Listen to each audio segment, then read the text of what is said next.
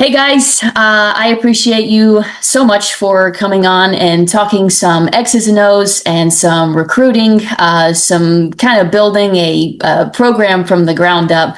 Really appreciate you guys taking the time to come talk with me. I have some really, really awesome coaches here that I will kind of have you guys brag on yourself. I know as competitors and humble people, it's kind of hard to brag on ourselves, but you guys have a list of accolades and achievements a mile long. So to be able to talk to somebody who is so established and so renowned in a new sport, you guys kind of took experience from a tackle football back in the day to then moving on to flag football and just absolutely dominating it from the get-go. I'm going to put it out there that domination is going to keep continuing. I would like for you guys to just introduce yourself, just to give a little background on exactly, for those who don't know who you are, a little bit about yourself and where you were and where you are now.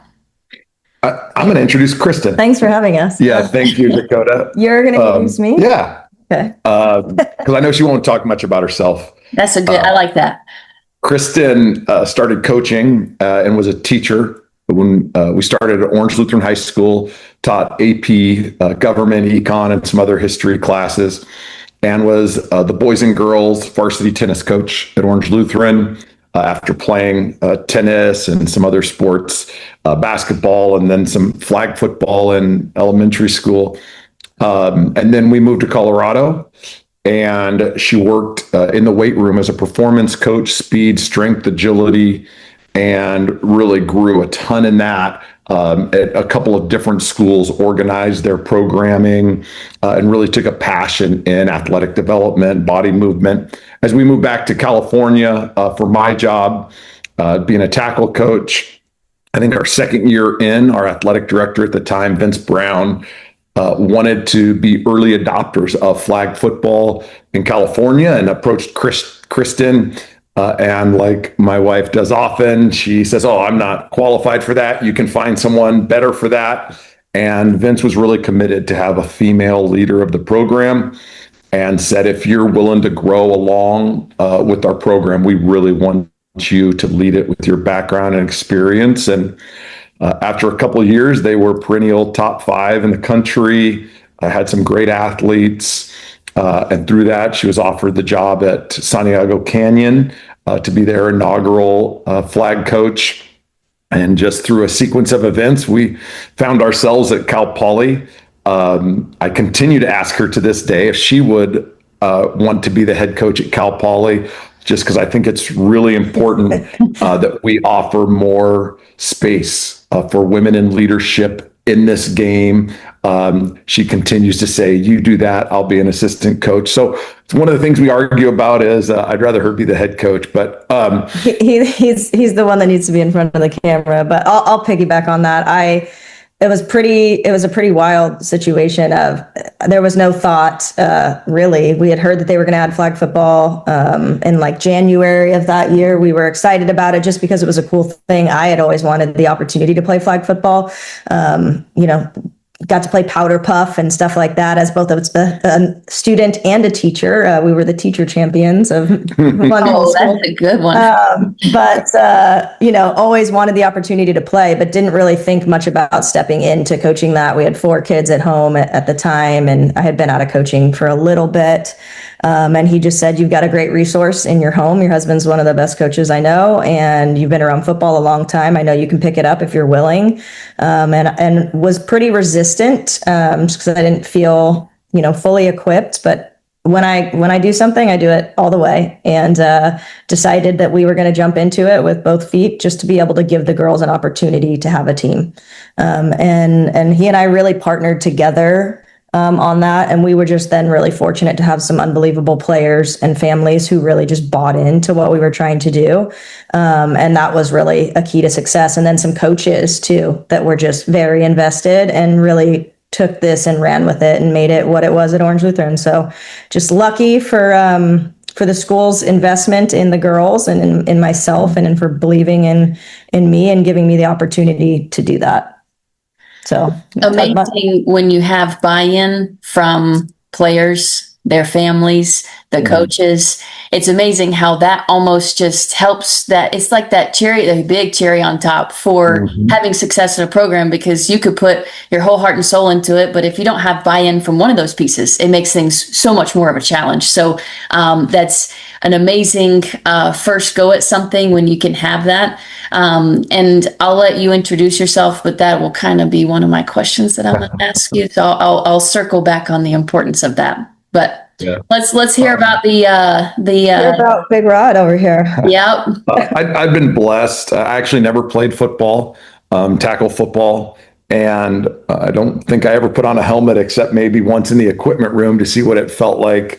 And I think that kind of propelled my coaching journey of inquisition, learning, asking questions, and had some really good role models along the way that just said, learn. If you're willing to learn, we're willing to teach you.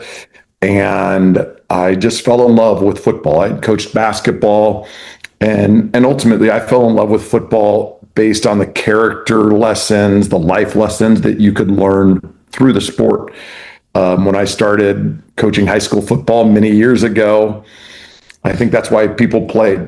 That's transitioned some over the last few years, specifically when you think about the business of elite high school football, college football. Probably a podcast for another day if that is always good for kids right now. But I've been blessed to be at some really good schools, coach some amazing athletes, and watching Kristen in the journey with women's flag football. I just loved going out there and working with them. I felt as though these young women wanted to be coached as football players. They wanted to know that their coaches loved them and cared about them. And there was just this passion that they had that was so innocent, that was so, it lacked entitlement, which sometimes at high level athletics, entitlement can creep in. And when this opportunity came up at Cal Poly, I don't think you get many opportunities to start something new. So I keep learning. I learn every day.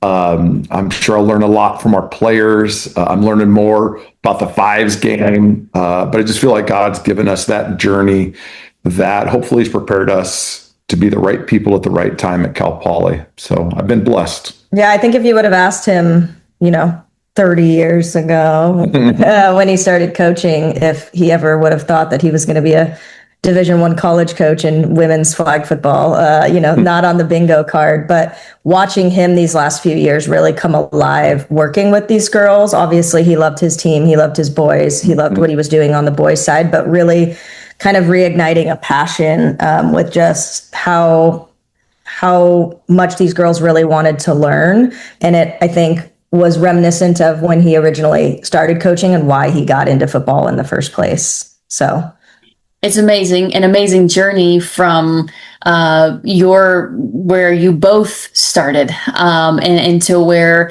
kind of just paths cross, and then you're doing it together.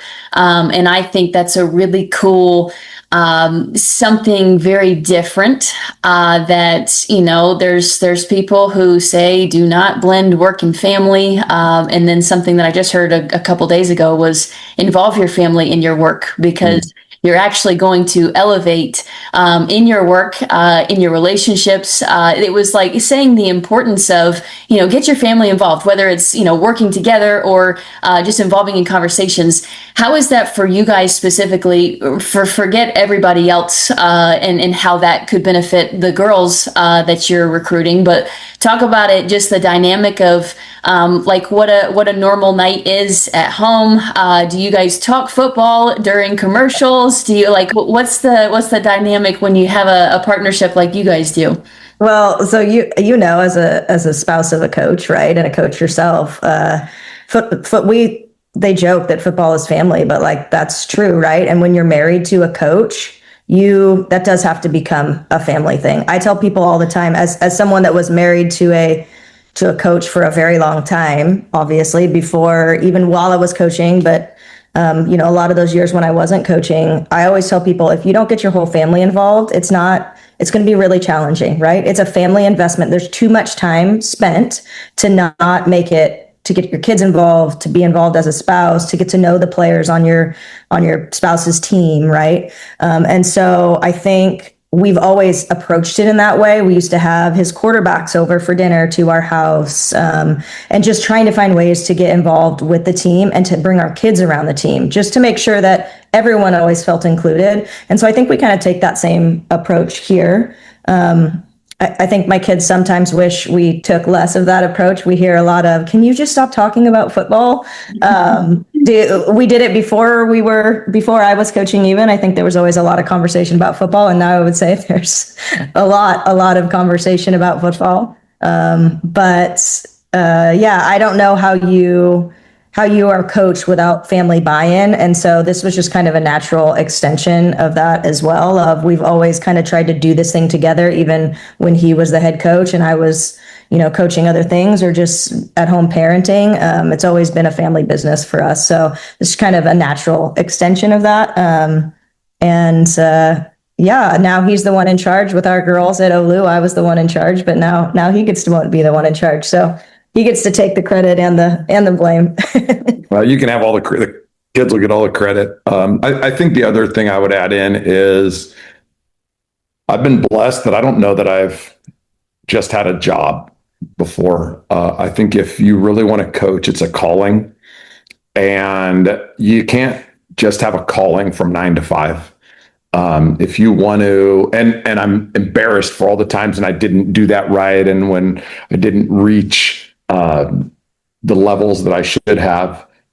But if you really want to coach, it means you want to try to make other people better. You want to try to help all of your athletes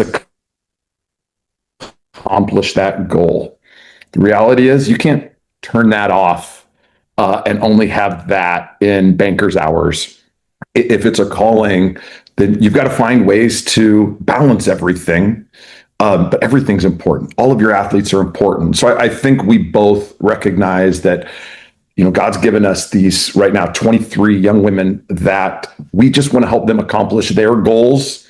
So we've got to find ways to keep doing that, but to also create healthy boundaries, because this is a marathon in coaching, right? It's not a sprint, and we want to maintain those really good, healthy boundaries so that we can be the best versions of ourselves for the athlete. So I think some of those things we're learning about how do we make sure in our calling that the athletes are getting the best of us. And maybe we need to have some boundaries in place to make sure that we can do that, so that we're not going to go out to a practice exhausted and then the best version of ourselves doesn't come out at that. So I think some of those things we're just going to continue to navigate together and provide feedback to each other and say, how are we going to try to become the best versions of ourselves for our athletes, for our children, for each other. And as soon as we think we probably hit that, then the sun will rise the next day and we'll have to find that calibration again. So never ending will to be better.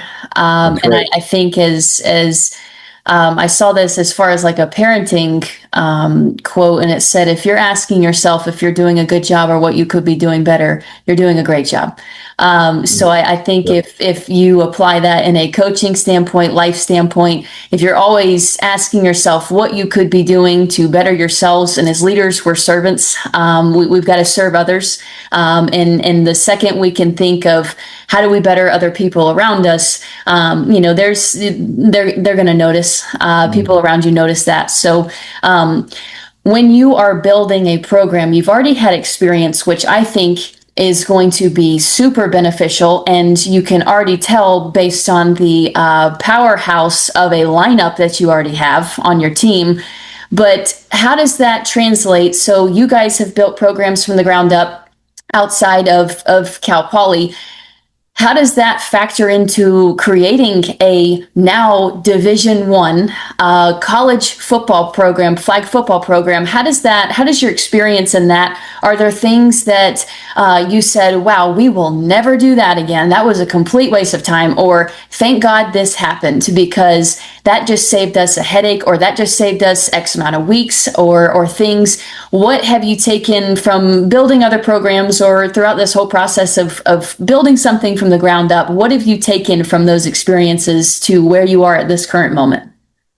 I guess I'll start. I do hope that God's prepared us for a time such as this. If I had to answer your question in one word, it would be intentionality. That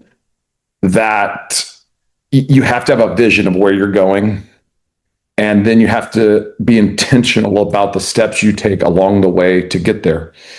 It is such a privilege to be able to start a culture of a program, to be able to point into a direction and say, what does it mean to have a program that is transformational for all of the athletes that come be a part of it and wins national championships, right? That you're not compromising one for the other. And is a huge word for us, right? We don't want to be an or program. This young athlete, they're not a great student. They're or. Do we want to recruit this young woman who thinks, man, the team's going to be all about me, so they're going to be a great athlete, but they don't want to be a great athlete and a great teammate, right? The intentionality we have as we starting down this path. Cal Poly's given us a great opportunity. When we interviewed, we said, here's our core values of competition, accountability, love. Here's how we want those to come to life in our program. We want to recruit a first class that will develop program standards that hopefully will last a lifetime as long as we're blessed to lead there. So I think that word intentionality, that for everything we do, there's a reason why, and that we hopefully never get tired of saying, here's why. And that it all is building upon itself with that intentionality. That's, I hope, one of the things we've learned of, you don't get success by accident. You get success through the intentionality of what you're doing on a daily basis. Yeah, I mean, I would also just add to that, and Rod's been really great at that. I know when I started my program, I attempted to do that when I started the program at Orange Lutheran, but in a lot of ways, it felt like we were drinking from a fire hose. So I'm really appreciative that he has just been a part of so many programs, both as a coach, but also as an athletic director, and knows what it takes to start on the front end. And you don't want to set your vision later, right? And when you get into it. And so I think that's been a real focus. And then Cal Poly's motto is learn by doing. And I think we've gotten a lot of that.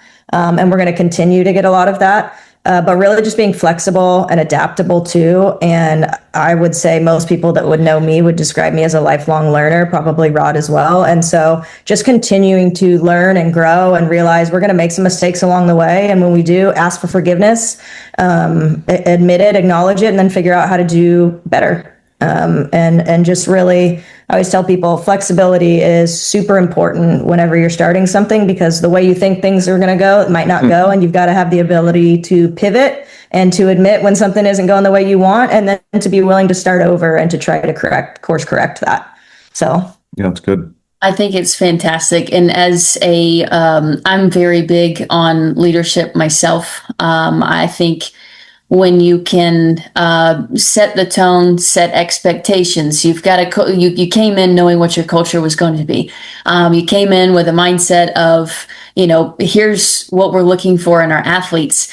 And I think so much of this kind of in your face social media world of, you see the highlights, you see the plays, the playmakers, the things that people do really well. And what you may not see on a highlight reel is how they walk into practice, their attitude, their work ethic, there's a lot of things, intangibles that you may not see. So what is that process like for you guys when recruiting? So if there's an athlete who wants to get recruited, say we're talking to a high schooler here, or maybe a college athlete who's venturing into the flag football world, or for coaches listening on, man, I'm picking the wrong ones. I have no idea what to do. If you were to give like a step-by-step of what is so important from an athlete standpoint that goes way beyond, because I sit there and say you can have all the talent in the world, but if you have a poor attitude, you don't work very hard, you're not going to make it very long. And so what would you say, let's go athlete perspective of what means a lot to a college coach and what's going to help them in their flag football careers? What would you narrow that down to? I mean, I think we can only speak for ourselves, so I can't speak for other coaches and what they value. But for us, our core values are a driving factor. But at Cal Poly, you have to be a student athlete, right? Academics need to be important to you. And even if it's not your favorite thing, you have to be able to take it seriously to accomplish your goals. So we're always looking at that. But we really want girls that, yeah, look, it's okay to celebrate your own success. You want to be the best version of yourself. It's okay to want followers, right? It's okay to grow your brand. But in what way are you doing that? And are you a great teammate? Are you willing to rise other people up with you, celebrate others, or are you just constantly worried about, highlighting yourself over others? And so for us, we're always looking not only for athletes that have exceptional athletic ability, but we don't feel like, at least right now, that we need to sacrifice any of the things we're looking for from a culture standpoint either. So we're trying to find girls that are a great fit in terms of what we're looking for and then what they're looking for too, and how they want to be coached, because it needs to be a good fit on both sides as well. And do they want the same things we want? We were very intentional in all our meetings with the young women, sharing our core values, letting them know what we're going to be like as coaches, and then they get to make a decision. Here's who we are. Is that something that you want as well? And if not, then maybe this isn't the ideal program for you. And not every program is for every athlete either, right? And so we've just tried to be really intentional about making sure we're bringing student athletes in that we think can be successful at Cal Poly and successful, playing for us as coaches as well. Yeah, I think that's really good. I think for moving forward, the best judge of that are our current players, right? Because if we cultivate the culture that we desire to have, then the best people to ask about who are the right people to fit into that culture are our other athletes. And that was a little bit more of a challenge this year, right? When we didn't have existing players. But early on, we were able to have some early signees. We were also able to lean on to say, you know her. What do you think? Would she be a fit? Yeah. Right. And a lot of times an 18 to 22-year-old may not just be like, oh, coach, not a good fit. Right. But they may use some language that helps you as a coach realize there's some nervousness. And if there is, then we either need to address that in the recruiting process, or you get those opportunities as a coach to say, are you going to be who you say you are? And there's other athletes out there that might be a better fit for everyone. So I'm super excited to have that. We are fortunate to bring in some grad transfers. Some people have asked us, why would you bring in older student athletes? Well, man, more is caught than taught. So to have young athletes that can watch these girls that have already done it, to understand, man, how am I a great teammate? How is me being a great teammate make me better on the field? Well, now they don't just have to hear us as coaches talking about the aspiration of that. They can see, God bless you, someone who has done that. So that's a little bit of the next steps culturally with our athletes of we set a vision of what we desire for our culture to be. Who will control it? Our athletes will. And we want to have a player-driven culture. And you can't have a player-driven culture if you don't give your current players a lot of ownership of who you bring into the culture. And there's a couple things I want to hit on with that. I think the big one though needs to be those players that you have chosen, because you have quite the You've got some Team USA players who have a very established flag football career. You've got the Flag Football Player of the Year in Ashley as your one of your signees. You've got Macy, you've got some California Player of the Years. So for you, I guess when you are a new program, you talk about having no athletes, no one to sit there and say, why would I take the risk? You have no track record. You've got no history of anything. Why us? So for you to go out and to sign the top players in the country to a program who's literally not played a single game yet, what goes into getting those players? Because to me, there is nothing more incredible or provides that credibility for someone. When you see you've got Ashley Clam on your football team, I immediately sit there and say, she's the top player in the country. She's going there for a reason. So what does that conversation look like with those athletes for you to be able to say, yeah, we had this conversation. We went through this process, and now she's on our team. She's already had an established college football career. Right. Now she's transferring to come to you. So to me, that says a whole bunch. So how does that go down as a coach for having nothing and then signing these incredible athletes to your team?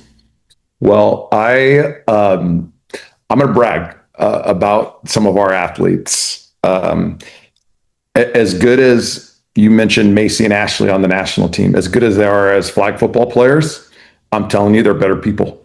Amazing. They are amazing people. Macy was our first athlete that we brought in for a recruiting visit. And her and her dad came up, and as we learned through the recruiting process more of her story, she wants to be a doctor. Her teammates love her. She was playing club flag football where she had to write her own workouts, take the bus to the gym to work out, do the workouts by herself, right? When you look at that from a 30,000 foot view, you're like, that is someone that we want to be, right? And that is someone who we can entrust culturally. And then you meet her and you're like, she's the real deal.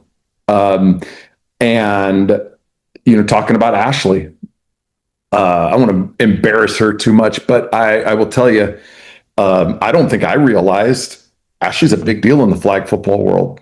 But more importantly, when you're in front of Ashley or when you're around her, she makes you seen.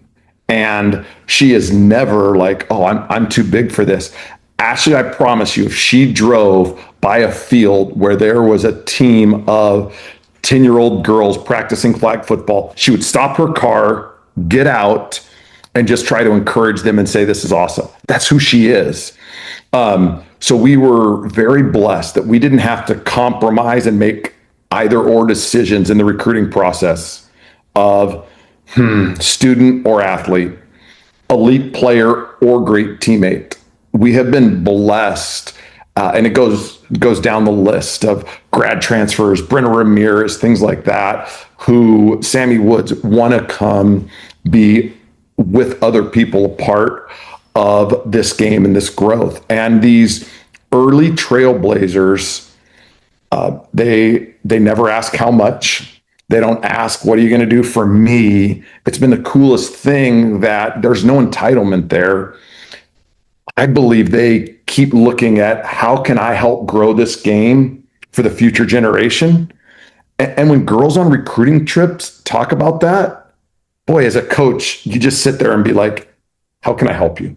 Right? How can I help you? Because what they want to do with this game is grow it. They've never told us, oh, it would mean so much to me personally to win a gold medal. What they talk about is, man, we have this platform for the future of the game we didn't have when we were 12, 13, 14. So that's the cool thing for us of there are these awesome young women that we have the privilege of coaching. Sorry to get on my soapbox. Yeah, I mean, I think we just feel fortunate to be entrusted to help facilitate their dreams is probably the best way to put it. And I think some of them that have made switches either from other sports or other schools, it's literally just been about the platform and them wanting to be able to grow the game and bring visibility to it. And so, and our whole roster is like that from top to bottom, right? They just want to know what they can do to help the younger generations to grow the sport of flag football. And like Rod said, because they never thought they would have these opportunities growing up, by and large, especially the older ones, are just so excited to do anything they can to contribute to it. And so we just feel super lucky. Obviously, there's not a ton of competition at the Division I level right now, so that's been really helpful as well. And then Cal Poly as an academic institution kind of sells itself, but really just feel super fortunate to have had these girls put their trust in us, that we can really help develop them and facilitate them accomplishing their goals, both individually and for the sport of flag football. And when you talk about those girls, so right now I'm in the works of putting like a leadership course together, because I find there's such a need for just learning how to be a leader, because there's a lot of instances where I've heard coaches say, come on, step up, be a leader. And it's like, sometimes you gotta figure that out. Like, how do I do that? What do I say in this moment? What moment do I choose to do this? What moment do I let my actions lead? At what moment do my words need to resonate? How do I make my words resonate? There's a lot of things that I think need to be taught and just kind of explained, especially when you're talking to a kid who has a hard time speaking up, has a hard time with, being able to just open their mouth. I know the first time my coach ever made me talk to my teammates, I was like, oh God, I can't speak. I can't talk. And now, just having practiced that and him coaching me through, hey, these are moments where we talk about X, Y, and Z. We do these things. I find there's a lot of need to kind of explain how to do that, and get those reps at that. So for you talking about having that player-led, letting them, I talk about it all the time. I'm like, your captains are the ones, you've set the standard, they carry out your standard. And a lot of times when a player carries that out, that kind of means a little bit more than a coach saying it. I know when I said something, my teammates were like, you got it. Whatever you want me to contort my body, do a handstand and a front flip. I don't know how to do it, but I'll find a way because you said so. And that's established through time. That's established through your credibility, all the things. There's a lot of things that go into that. So what are your main points for those players getting to have that voice? And you set the tone, which I think is super important as coaches. So for us to establish standards and to have that expectation from day one or day zero, maybe day zero is a good start. But how would you say a conversation like that goes? Are there conversations with your captains to say, these are your expectations as a captain? How does that naturally flow together for you guys? Yeah. We don't know what we'll do in regards to captains. What we have done is we have a group that were some older players, more experienced players, I'll say. I think in my phone, I put them as the OG aunties, and they all have experience. 3 of them have been captains previously at different colleges and universities. They have an ability where you can just see it. It's palpable that they care about others. So we went to them over the past few weeks and said, hey, would you take a group of the players underneath your wing? And first, over the summer, right? This is all new for everyone. Well, you just get to know them a little bit, right? You don't need a roadmap from us of here's how you get to know someone, right? Like, hey, I'll put a text chain together with you and the 4 girls that we would like you to shepherd, get to know them, relieve a little bit of their tension coming into college, coming into something new, build a relationship. And for us, that's just a first step. And ultimately, are there some things you can do to serve those girls, right? Whether it's, it could be anything, right? I think these 5 girls will have a car on campus.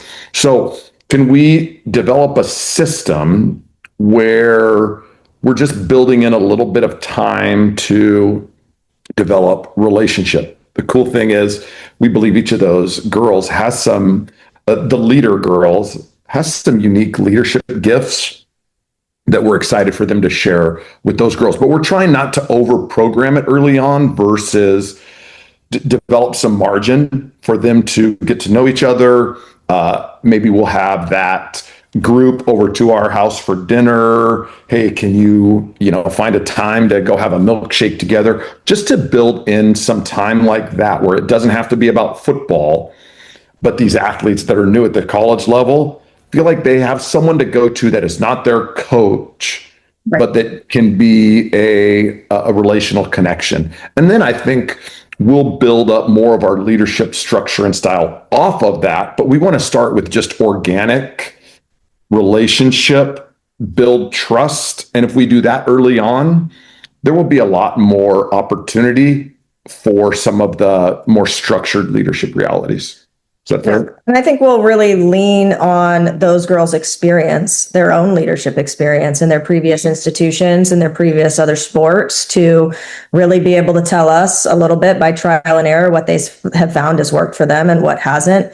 And then just continuing to reinforce with some of the younger girls too, just because you might not be a leader of one of those family groups, like leadership can happen in a lot of different ways. And just because you're not given the title of a leader doesn't mean that you can't also be a leader through your encouragement of others, through your work ethic, through your example, those kind of things. So just trying to foster a culture where, everyone's able to lead as well, and everyone wants to lead. Dakota, you said something early on that I think is really important. What is the essence of leadership? Serving someone, right? So I think part of our responsibility as coaches is, do our athletes know that we are here to serve them and help them accomplish their goals? And then in the first month or two of our program, can we really create an environment where we serve each other? That's probably more important than developing this leadership structure and hierarchy. Let's spend time at that foundational level of building trust and relationship and serving. The leadership, I think, will ebb and flow through that in some pretty positive ways. Absolutely. There's many times where with a new team, every year was a new team for the team that I played on, and I feel like at most levels it's always a new team. So that constant need for that connection and the relationships is huge, because you talk about Steve Kerr, one of the greatest, most established coaches ever, and he's so many rings for a reason, but he talks about the need for compassion and love. And I read a book that has some stuff about him in it. And when you talk about a culture that has that, that has nothing to do for them basketball, for you guys flag football, has nothing to do on the field, everything to do with off the field. But so much of what happens off the field translates directly onto what you guys are doing on game day, how smooth it's running, how you guys talk to each other when things aren't going right, who's doing this and who's doing this, saying that's on me. And so we did so many team bonding activities as a group where when we roomed together on away games, you had to be roomed with a teammate that you didn't really know very well. When we did anything, we were doing movie nights, we were doing all kinds of different things, film studies all together. We would make snacks and make it like a fun little treat as we're doing something with football. There was a lot of different things that truly connected us, and we even went to Lululemon and did some of their things, because Lululemon is on another level with they don't just sell clothes. I was amazed at that with how much they dive deep into being a great leader and things like that. So we did a lot of different things where we were connecting with each other. I'll never forget, we did something at Lululemon where I had to look into somebody's eyes for like 90 seconds, no talking, no nothing. And I was like, what are we doing? Yeah, for sure. But at the end of it, I was like, okay, that was weird initially, but I get it. It was just different, so many different things that we may not think about as coaches that truly resonates when you talk about my best of friends. They came from a football field, and it went way beyond. What we did on the field was super special, but I played eventually because they were on the field with me. We made those memories together. My coach married my husband and I. There was such a special dynamic that came from a football field. And at some point in my career, that switch flipped for me where I was like, man, I looked into the stands and I saw my family. I looked into the stands and saw people there to support me. And they believed in what I did and they loved my teammates. That family dynamic that we talked about, they loved my teammates just as much as they loved. I mean, it was all there. They absolutely adored the girls around me because they knew I loved them so much and they bought into that. So when you talk about the role that everybody plays. We talk a little bit about the parents' involvement in that. So you guys are parents yourselves. I am a parent that I hope to be in a situation where my kids are blessed enough to be able to go on a recruiting process and do this whole thing. I know I want the best interest at heart, and I know as a parent, as a mom, I want my coach, whoever is coaching my kid, I want them to have their best interest at heart. So what would you say is a parent's role, good and maybe not so good involvement? What does that mean for you guys? You mentioned because these kids are not going to come by themselves. They might have somebody with them. So what's that like when you have a parent who's involved in this journey with them, and what's a great way a parent can help you guys out, and what's a way that a parent might say, I didn't know that I might have overstepped there, because sometimes we want that involvement, and then also too as a parent, I might be overbearing, I might be a helicopter, and if you tell me, well, we got that covered, don't worry, we got that. What's the parent process like in this recruiting process? And I think I can speak to what ideally a parent's role should be in the process in our opinion. And I would say that's to be on a board of directors, really, is what you are for your student athlete. You are an advisor. You are someone that can give them, assistance, but really, we have a son that is a college acting major, and the musical theater and acting college audition process is a whole other animal that we were not familiar with because we are sports people. We are not theater people. And it's a very long, drawn out, expensive process. And I do remember telling him, this has to be driven by you. Right? Because at the end of the day, if you want to be successful in this business, you have to be the one to drive it. I can't be the one pushing you forward. I can't be the one setting up appointments for you. I can't be the one making phone calls for you. You have to do that stuff. And so I would say I think the same approach should happen with this as well. Please be an advisor for your student athlete. Please be a support system, but don't drive the process for them. Right? This is something where it's a very large commitment. It's going to take a lot from them. It's a part-time job, essentially, to be a Division I college flag football player. And hopefully we can make it fun as well. But there's days it's going to feel like a grind, and it has to be their decision to want to do this. It can't be parent-driven. It really has to be them that is driving the process forward, because then in those tough moments, they're going to know this is what they wanted, not that they're doing it because, a parent drove that process for them. Yeah, I think one of the things I think parents are really important in the process. We want to get to know parents. One of the things that we kind of want to know is, will a parent allow their child to fall and scrape their knee? Yeah. Right? Like, as parents, we don't want to let our kid fall down and break their leg. But rarely do I think you get to the finish line without having some level of failure, that you have to learn to overcome failure and learn to deal with those hard things. And what we want to know is, when that kid has a hard time and they call their parent that night, is the parent going to fan the flame, so to speak, and enlarge the issue and just be like, oh my gosh, I can't believe that this is happening to you, all these things? Or is a parent going to say, sounds like you probably should tomorrow go connect with your coach, right? There's a disconnect. There's a gap. You're filling in the gap right now with everything negative.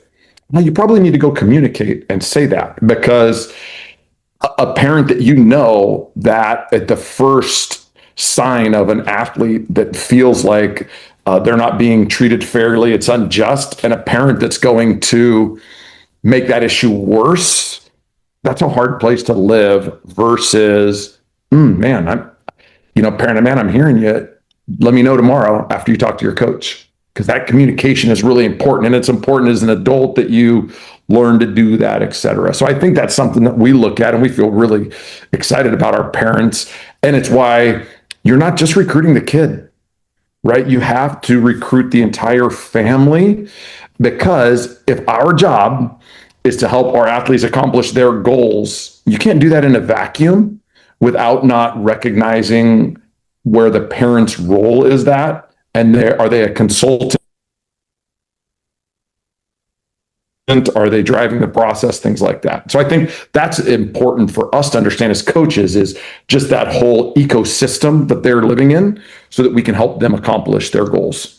Yeah. And I think we probably tend a little bit towards the parent involvement more than some other coaches, just because we come from the high school background where parent involvement is inevitable. And particularly in private high schools, right? It's necessary. You have paying customers and you need to involve their parents. There's some dangers in that, obviously. Ideally, when students get to the collegiate level, their parents are going to be a little bit less involved. But we have been pretty intentional in trying to get to know their families, see how they interact with their families, just to be able to kind of know what we're looking at, how to best help the student athlete. It seems to me that these days there's being offers thrown out really quickly without knowing kids, without knowing their families. And we're pretty clear with kids. We want to make sure we know you.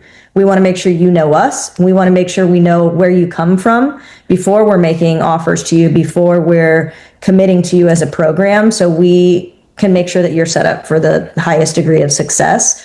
And, that we are able to have some degree of parent partnership, but then ideally we're teaching these young women to, advocate for themselves and be able to live independently and start to grow, the people around them too. Well, right. The good trees bear good fruit. So it's all easier if we're all on the same page of wanting what is best in the long term for the student athlete. And we're inevitably going to have some tension in there, right? Every family has tension. Every relationship has tension at some point. So how are we going to navigate that through communication, trust, holding short accounts with each other, thinking the best, and things like that? And that's where we want to be aligned with the student. We want this triangle, right, of the student, athlete, the parent, and us, where we're all working for the good and for the development of these young people. And yeah, I used to talk to, I used to talk to my families about, Andy Stanley talks something about when there's a gap in information, are you choosing to fill that with trust or suspicion?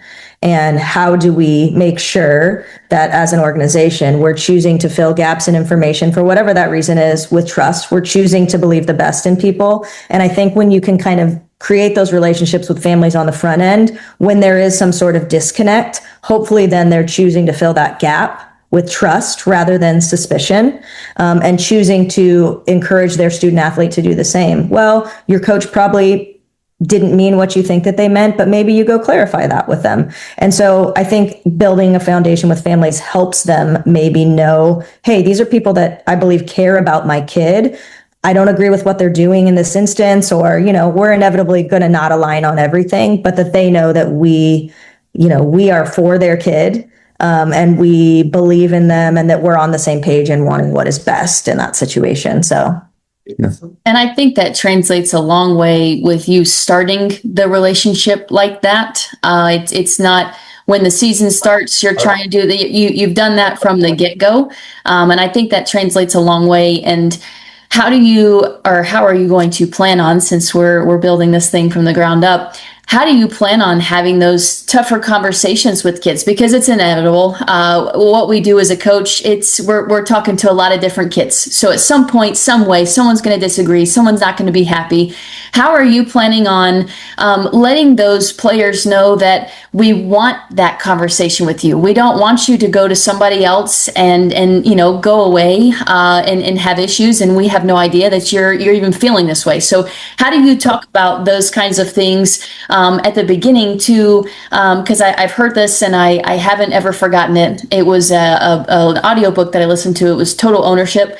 And it was saying if this guy goes, he's a former Navy SEAL. He talks about all these, he goes around helping CEOs of businesses and things. And a CEO had a really hard time connecting with her employees. And she was struggling to get them to accomplish a certain task. And those employees said, well, I'm not talking to her. I'm not asking her a question.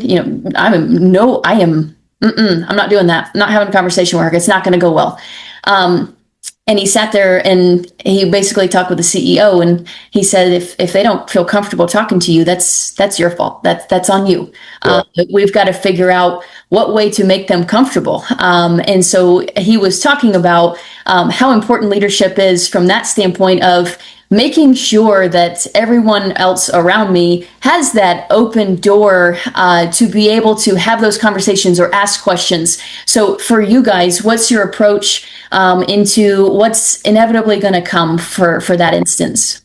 I really appreciate that question. I think it's imperative for me to be vulnerable and to demonstrate vulnerability. Can't tell you that at every time in my life, I have really desired authentic, direct feedback, right? I think sometimes as coaches, we're way better at giving feedback than we are receiving it. I would also say that's probably more inherently true for males than it is for females, right? That we really feel good about giving feedback. And then when it comes back to us, so I think that's something that I've got to really lean into this year, that I can be vulnerable. And to your point, if we want to have good dialogue, right? If we want to have good conversation, it starts with me being vulnerable, where it's not just, this is me, it's my way or the highway, and you're going to tell me what you think I want to hear versus the truth. I've got growth in that area, just to be real, of like, how do I do that? I think we have also developed in our year-round calendar, we talk about our different phases of the season. We're really intentional to put different connecting points at different times throughout that season or throughout the year, so that we know, hey, before we get into our fall actual practices, hey, athlete, how are you feeling? What are the goals you want to work on? How are we going to accomplish those, et cetera? Well, then at the end of that first phase, okay, hey, let's have a quick connection. How are you doing with those? Did we help you enough with those? Where do you need additional help and support? What are you thinking about? I think sometimes as coaches, we want to tell them everything. And we should ask, hey, what do you think you need to work on? Okay, now let's partner together to say, what's that mean? Right? And there can be harder conversations through that. But I think that having a cadence of consistent connections where the athlete isn't just feeling like feedback only goes one way. I think the biggest mistakes I've made in coaching, a lot of them have to do with me not recognizing that feedback has to be a two-way street. And if it's only the coach living in his glass house, and I say his because it's normally his, right? Like, because I think females are just naturally better at that, giving feedback one way and never receiving it, you're never going to have the culture that you desire. So some of it I've rehearsed in my head. How do I, at my first team meeting, start talking about that, right? That openness of two-way communication, because this program is not about Rod Sherman, right? Rod Sherman will be fine long-term if I help all of our coaches and players achieve their dreams. So I should probably listen to them about what their dreams are and how we help get there, if that's going to be the point of what we're doing. So I think the onus really goes on me. I don't say that because I've got to work on that, and I need Kristen and our assistants to help me create an environment and culture where honesty, transparency, and vulnerability rise to the surface. And then that we can forgive each other when we don't do it right. So, and hopefully healthy marriages are built the same way. All healthy relationships are built like that. So, you can ask in a year, and my guess is I'm still going to say, man, I got more work to do in this area. Yeah, I mean, I would just say I've had some experiences with student athletes. Look, not every athlete's going to like you. Athletes have competing goals, right? And sometimes there's going to be challenges. But I think being able to, like Rod was talking about, have open communication. I had an athlete that had a takeaway from a situation that was a very different takeaway than I had, and was able to sit down with them and say, wow, that is not what I intended you to hear from that at all. And I'm sorry if that's how it came across and that's how it was delivered, because that was not my intention. And I love you. And I don't think any of those things that you got away from that. And can you please forgive me for not conveying what I was actually trying to convey appropriately? And here's what I actually think about you. And here's what I actually meant to say. And it was a challenging conversation, but we came out on the other side a million times stronger. And I think just being able, not just the vulnerability, but being able to see someone else's point of view and then seek forgiveness when, even if that wasn't your intention, if that's what was received by someone, how can I give you feedback in a different way that feels more helpful to you, rather than, the way that I might be used to doing it. And so just a lot of communication, a lot of humility, and a lot of work, really, I think. I need her to help me with those things. That's why I've got some growth in those areas. And you're receptive to that, and you got a good partnership. Mostly. Still some work in that area. Every day is constant growth and things. So by you displaying that in another leadership book I've read, vulnerability was one of the top things for a leader to be effective. Was the ability to be vulnerable, and it's not a weakness, it's actually a strength. And I got to thinking about one of my former teammates who displayed that all the time. And it was something she could back it up because she was the best player on the team. She was also the hardest worker on the team. There were so many aspects that provided that credibility. But the second she said that, it was like the room just, every ounce of, oh gosh, it's tense. It could have, you start to maybe point fingers. You have somebody like that step up and say, I'm so sorry, you guys, I let you down. I could have been so much better. I failed us. All of a sudden, it's amazing the dynamic that just shifts of, shoot, I did that. I messed up. Like I did not participate in this. I could have been so much better. And it's amazing the defense mechanism that goes down when somebody in a very important critical role says that. And I think that's so important for coaches to know. And I think that's so important for those leaders on the team, even if their role may have not been in a pivotal moment in the game, but they're on the sideline. Their job is to be there for empowerment, to keep the morale high. If they sat there and say, you know what, I didn't do my job, and I could have been better. It's amazing what vulnerability does psychologically for our brains as human beings. So I think it's a thing that we all could be better at. It's something that I have taken it upon myself to be better at, because I've seen the response. I've felt the response when I see it from a coach standpoint, from a fellow teammate standpoint. So I think that's a fantastic thing. And while it might be on your list to work on every day, it is on mine too. So I think it's a fantastic thing. One of the things that Rod has started saying to athletes after he meets with them too, and I do think it's powerful, and I've kind of started to do it too, is just saying, after you've been talking and recapping, can you tell me what you heard me say right before the meeting is over? Can you recap for me what we just talked about, and what you heard coming from me? And so they can then reiterate that, and you can then either say, no, that's not exactly what I meant. Let me correct again. I'm sorry if I didn't convey it appropriately, or exactly, I'm glad we're on the same page. And so I think that's important sometimes too, is, making sure that before they even leave that meeting with you or that conversation, hey, are you hearing what I want you to hear out of this, right? And if not, let me think of another way to say it and meet you where you are.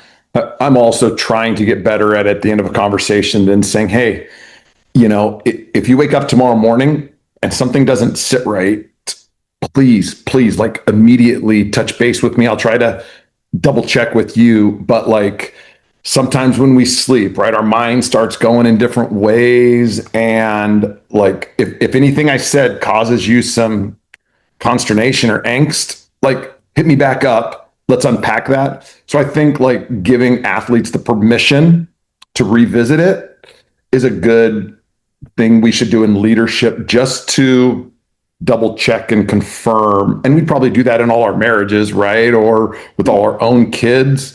So it's something I'm trying to get better at. So any of my athletes watch this, you can hold me accountable to that. I like it. I like it. I think it's a super important thing. I tell people, the athletes that I train, I'm like, it's okay if you don't get something that I'm telling you about, from a, forget football standpoint. If we're having conversations on how to be better teammates, be better people, be better leaders, I don't expect you to do it right the first time. You got to practice those mental reps just as much as you practice your footwork and your arm angles, all the things like that.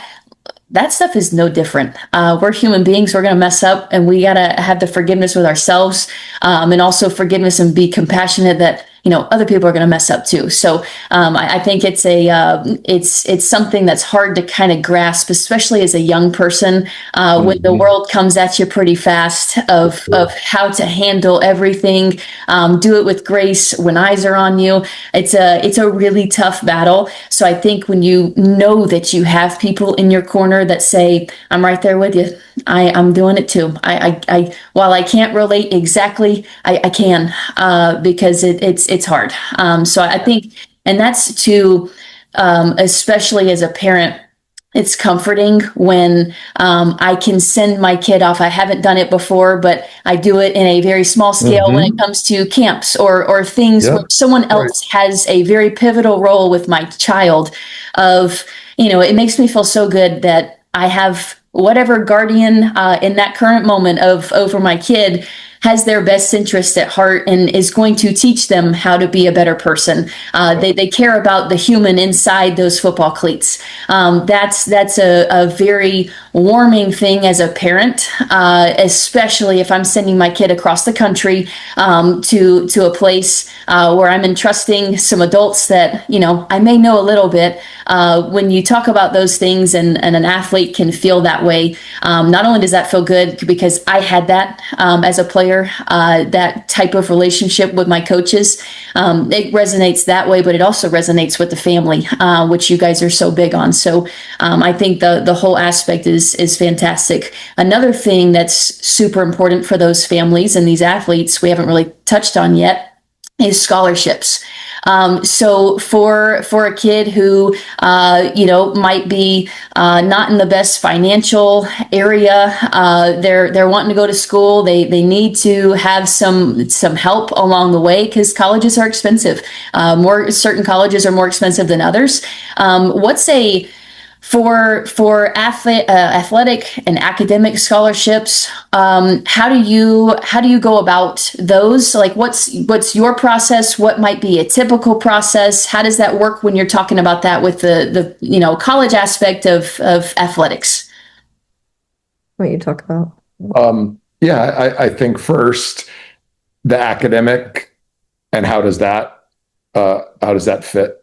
Right. I had someone a long time ago teach me as a young coach to help your athletes understand that grades equal money. And it is true, right? Grades equal money. Then I think this is a changing landscape, right? And women's flag football is different than men's basketball might be in regards to direct payments, NIL, all of those things. But ideally, we want to work with our families to say, we want your scholarship long-term to be growing as your role grows. When knowing some of the Division I men's tackle coaches, there's a very high-level program where their coach described it to me that they give a signing bonus. So an athlete will come in here and then they all drop their sophomore year into what's their position on the field so that there is an equity to it in regards to your third string guy isn't making more in tackle football than your starter, things like that.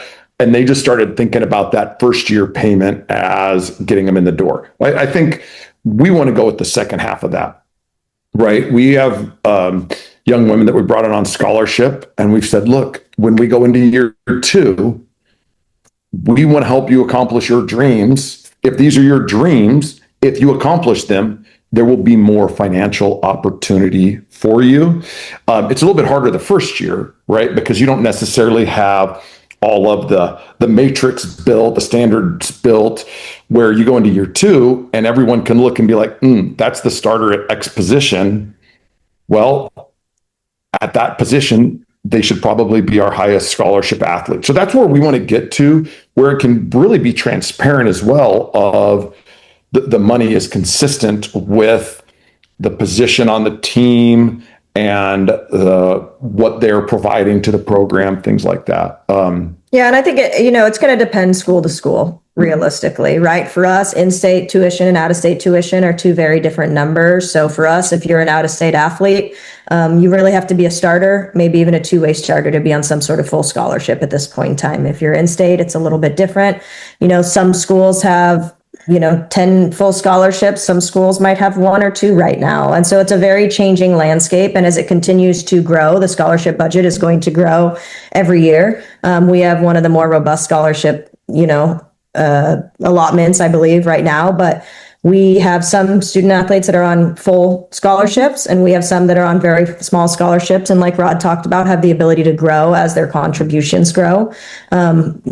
We're not going to go backwards. We want to be able to reward student athletes who are, proving, their contributions on the field.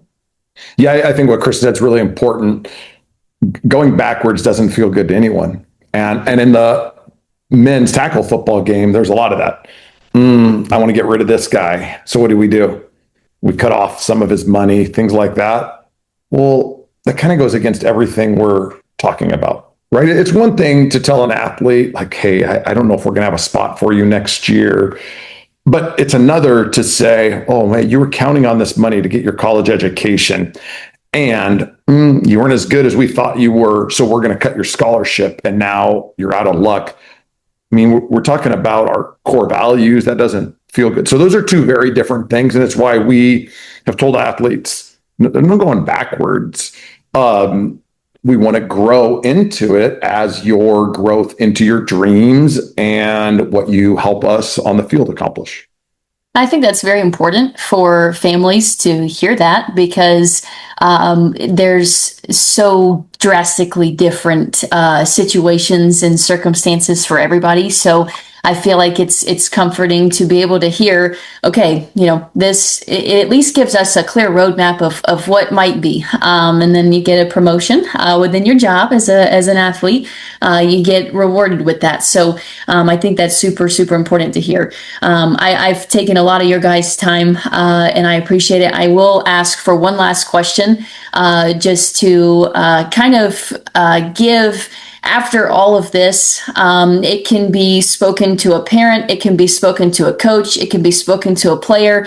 There's a lot of growth in this game. There's a lot of newness to certain athletes. There's a lot of newness with all these college programs popping up all over the country, which means new flag football parents and all the big question marks around a lot of people's heads of, I don't even know what this process is. What does this entail? So I think you guys have given a great roadmap of that. So if you were to give one piece of advice to any particular audience on whatever is kind of sitting on your heart, whether that's how you feel in the current moment, or you've seen that's kind of, been like a mission of, I don't want somebody to have this happen to them, or, X's and O's, whatever it might be. So just give a piece of advice to somebody in this flag football journey. I'll probably say two things if that's okay. Number Yeah. one, don't necessarily pay someone to connect you to coaches, right? In the world of social media with emails, those things, you can connect with coaches directly. You don't necessarily need an intermediary to do that for you. And I've seen some kids that have gotten into tough spots where someone promises to give them direct coaches contact or things like that for large sums of money, and end up getting scammed. So, you have the ability now to reach out to programs yourself. The other thing I would say is not every program is for every player, and vice versa, and that's okay. And if a coach doesn't have a space for you, it's not necessarily meaning that you're not a good football player, right? It might mean you need to be at a different level. It might mean you need to be at a different school, right? We might be looking for a rusher or a 5'10" wide receiver in this class, right? Every coach is looking for something different in every class. And right now, with the limited opportunities, they're going to continue to grow. But just because a specific program is not a fit for you doesn't mean that there's not a program that's a fit for you. Keep grinding, keep doing what you can to get better. Don't think anyone owes you anything, and just continue to work for those opportunities, and you will find them if you're willing to work for them. I like that. That's really good. I think I would say live an abundant life. And I think youth athletes are often told about all these choices they have to make, right? And sometimes life does present choices that you have to make.